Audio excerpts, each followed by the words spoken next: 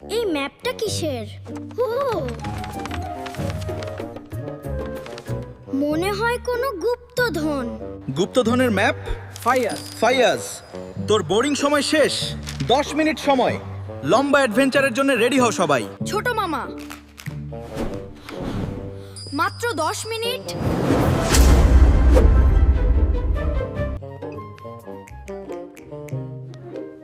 আমার আন্ডারপ্যান্টটা নাজিফ, আমার জাইঙ্গাটা ভিজা, আমি তোরটা পড়ছি। অ্যাডভেঞ্চার শেষে ফেরত দিব।